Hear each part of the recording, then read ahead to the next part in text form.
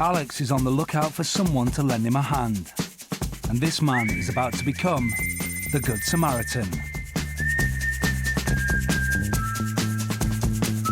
Alex hasn't really hurt himself. This is all play acting. Oh. Excuse me, mate. Excuse me. You wouldn't be able to help me down the rest of the stairs, but just... It all seems innocent enough. A vulnerable person has asked for help, and of course the mark hasn't refused. But watch closely and see if you can spot what Alex is really up to. If I could just hold on to your hand, is that all right? Thank you. Oh, it's my... Yeah, is that better? Absolutely. I just... Whoop, sorry. I've played football and went in for a tackle, and the ankle just went, just went all the way. Yeah, but it's just been killing my back as well, because you're sort of walking upside. There's one with an L on it. Oh. Alex has got what he wanted, and the mark hasn't got a clue as to what has just happened. Sorry. Thanks, mate. I really appreciate it. Thanks for your time. Cheers. Thanks a lot. Bye. Alex makes his not-so-rapid getaway, and the mark is just about to be enlightened by a simple question from Paul. Excuse me, do you have a time? Oh no, I did have a watch, but... The mark now knows what has happened, but can't quite figure out how. Let's go back and look at how it was all done. First, Alex chooses his mark as someone with an accessible watch. Now Alex snares him with a plea for help. Excuse me, mate. Excuse me. You wouldn't be able to help me down the rest of the stairs. Sorry, I know you're going up, but if you can hold that one there. I'll hold on to the rail. If I can give you the Crutches help distract the mark, so Alex's busy fingers can get to work. Alex's grip on the mark's wrist seems perfectly natural under the circumstances.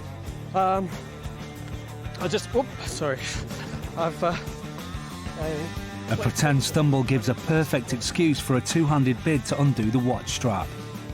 If you missed it, here it is again. Alex has done it. The watch strap dangles and the mark hasn't noticed. Now Alex has to perform perhaps the trickiest manoeuvre. He has to remove the watch without the mark noticing. There's one with an L on it. There. Alex distracts the mark again using the crutches. In slow motion, he still removes the watch at lightning speed and then drops it into his swag bag. One with an L on it. There, I think. Oh, right, okay. Sorry. Oh, With his crime undetected, Alex has plenty of time to get away. I really appreciate it. Thanks for your time. Cheers. Thanks a lot. Bye. This technique can catch anyone out, and Alex certainly demonstrates this. Oh, excuse me. Sorry. Sorry, you wouldn't be able to help me down the rest of the stairs, would you? Same old story. And I can just hold on to your hand, is that all right? Sorry, I just need to... Oh.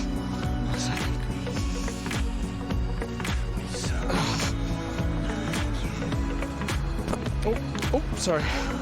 There we go. Yeah, fine. Oh, kills your back. They've got some... Almost identical execution. I think it's left. Oh, excellent. Thank you. There's Thank you for your time. Thanks a lot. Bye-bye. Thanks for your time. Thanks a lot.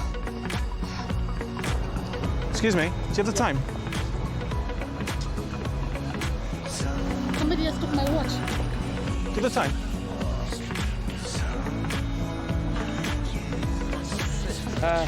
No, sorry. Our victims can only look on helplessly. Too late for them, Alex is revealed as a con man.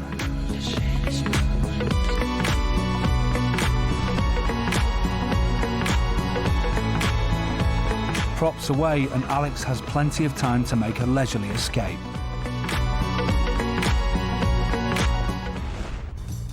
Now, we're not saying don't be a good Samaritan. We're saying that watches can be the most expensive item that someone's carrying. So when in transit, try and keep it covered. These are the historic docks in Liverpool. Jess is in one of the main marina car parks, and it looks like she's in a spot of bother. She has a flat tyre.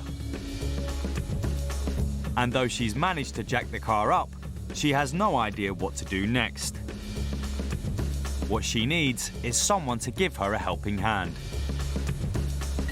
This is the Good Samaritan scam.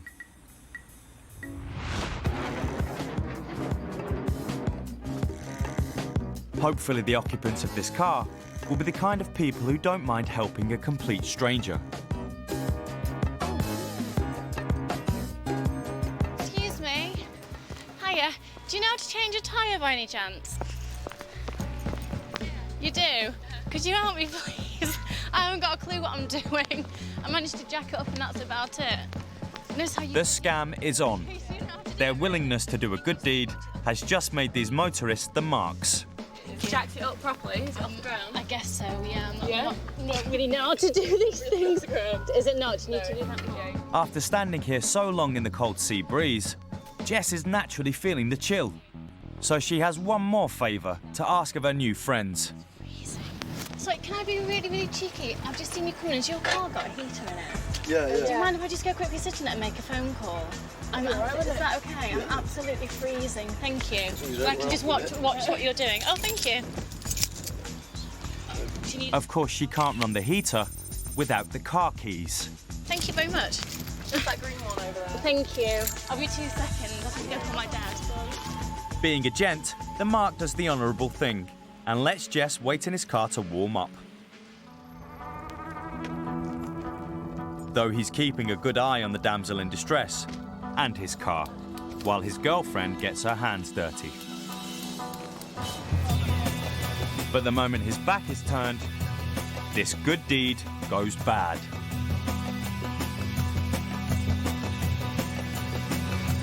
Right, where's my car, then? Before he realises what's happened, the Mark's car is gone.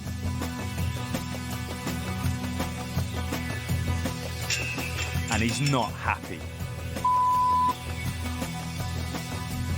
So why has Jess stolen his wheels, leaving her own perfectly good car behind? Because it was never her car to start with. Let's take a look at what really happened. Jess wasn't working alone. This was a 3-hustler scam. The hustlers arrived and pulled up by a parked car.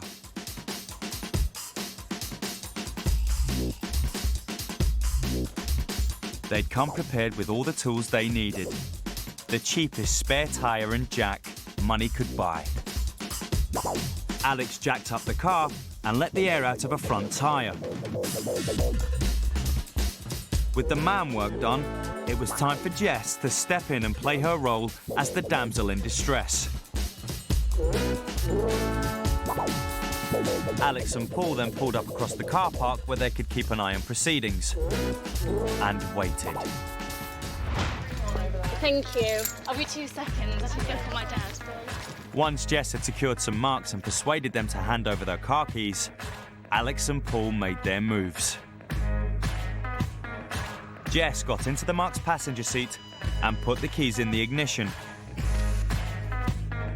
Alex also headed over to the car, but timing was critical. He had to wait for Paul to pull up right in front of the Marks in the hustler's van. For a matter of seconds, the van completely blocked the Mark's view of his car. Long enough for Alex to jump in the driver's seat and disappear. Followed shortly afterwards by Paul. But the Mark's troubles aren't over yet. They have some explaining to do to the real owners of the broken down car,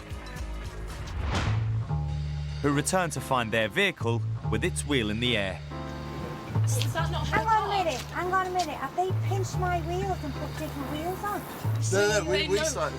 We were doing that. She came over. This nice pretty lady came along and said, "Oh, do you mind just changing the wheel of my car?"